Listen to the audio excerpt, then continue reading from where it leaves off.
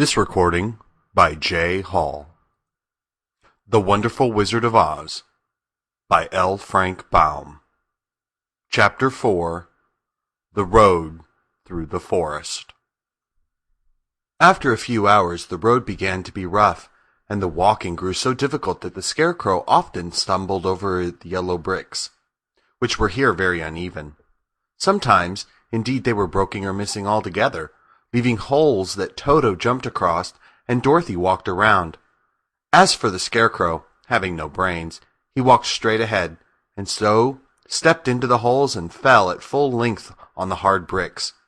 It never hurt him, however, and Dorothy would pick him up and set him upon his feet again, while he joined her in laughing merrily at his own mishap. The farms were not nearly so well cared for here as they were farther back. There were fewer houses and fewer fruit trees, and the farther they went, the more dismal and lonesome the country became. At noon they sat down by the roadside, near a little brook, and Dorothy opened her basket and got out some bread. She offered a piece to the Scarecrow, but he refused. "I am never hungry," he said, "and it is a lucky thing I am not, for my mouth is only painted, and if I should cut a hole in it so I could eat, the straw I am stuffed with would come out, and that would spoil the shape of my head." Dorothy saw at once that this was true, and so she nodded and went on eating her bread. "Tell me something about yourself and the country you came from," said the Scarecrow when she had finished her dinner. So she told him all about Kansas, and how gray everything was there, and how the cyclone had carried her to this queer land of Oz.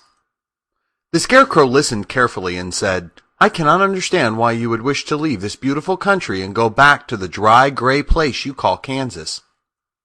"That is because you have no brains," answered the girl. "No matter how dreary and gray our homes are, we people of flesh and blood would rather live there than in any other country. Be it ever so beautiful, there is no place like home." The Scarecrow sighed. "Of course I cannot understand it," he said.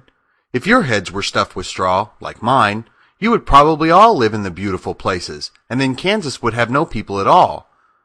It is fortunate for Kansas that you have brains." "Won't you tell me a story while we are resting?" asked the child. The Scarecrow looked at her reproachfully and answered, "My life has been so short that I really know nothing whatever. I was only made day before yesterday. What happened in the world before that time is all unknown to me. Luckily, when the farmer made my head, one of the first things he did was to paint my ears, so that I heard what was going on. There was another Munchkin with him, and the first thing I heard was the farmer saying, 'How do you like those ears?' 'They aren't straight,' answered the other. 'Never mind,' said the farmer. 'They are ears just the same,' which was true enough. 'Now I'll make the eyes,' said the farmer. So he painted my right eye, and as soon as it was finished I found myself looking at him and at everything around me with a great deal of curiosity, for this was my first glimpse of the world." "That's a rather pretty eye," remarked the Munchkin who was watching the farmer. "Blue paint is just the color for eyes." "I think I'll make the other a little bigger," said the farmer, and when the second eye was done I could see much better than before.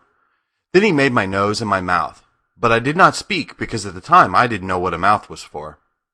I had the fun of watching them make my body and my arms and legs, and when they fastened on my head at last, I felt very proud, for I thought I was just as good a man as anyone. "This fellow will scare the crows fast enough," said the farmer. "He looks just like a man." "Why, he is a man," said the other, and I quite agreed with him. The farmer carried me under his arm to the cornfield and set me up on a tall stick where you found me. He and his friends soon after walked away and left me alone. I did not like to be deserted this way, so I tried to walk after them, but my feet would not touch the ground and I was forced to stay on that pole. It was a lonely life to lead, for I had nothing to think of, having been made such a short while before. Many crows and other birds flew into the cornfield, but as soon as they saw me they flew away again, thinking I was a Munchkin, and this pleased me and made me feel that I was quite an important person.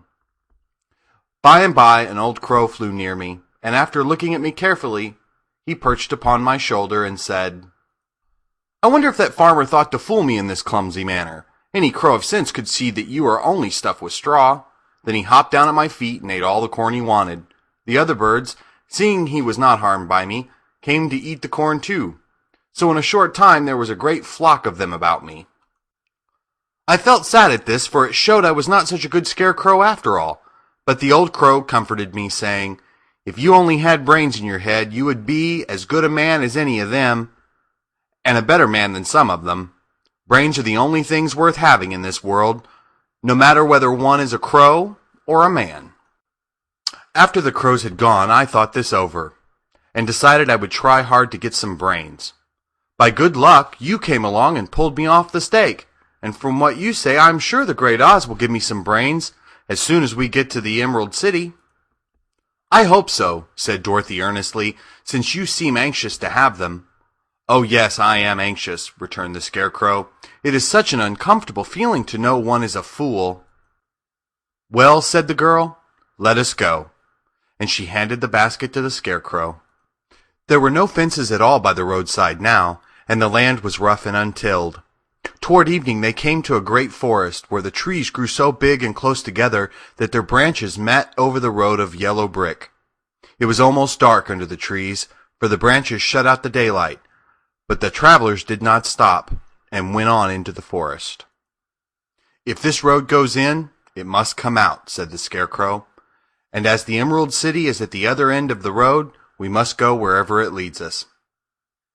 "Anyone would know that," said Dorothy. "Certainly. That is why I know it," returned the Scarecrow. "If it required brains to figure it out, I never should have said it." After an hour or so the light faded away, and they found themselves stumbling along in the darkness. Dorothy could not see at all, but Toto could, for some dogs see very well in the dark, and the Scarecrow declared he could see as well as by day. So she took a hold of his arm and managed to get along fairly well. "If you see any houses, or any place where we can pass the night," she said, "you must tell me, for it is very uncomfortable walking in the dark." Soon after, the Scarecrow stopped. "I see a little cottage at the right of us," he said, "built of logs and branches. Shall we go there?" "Yes, indeed," answered the child. "I am all tired out." So the Scarecrow led her through the trees until they reached the cottage, and Dorothy entered and found a bed of dried leaves in one corner. She lay down at once, and with Toto beside her soon fell into a sound sleep. The Scarecrow, who was never tired, stood up in another corner and waited patiently until morning came. End of Chapter 4.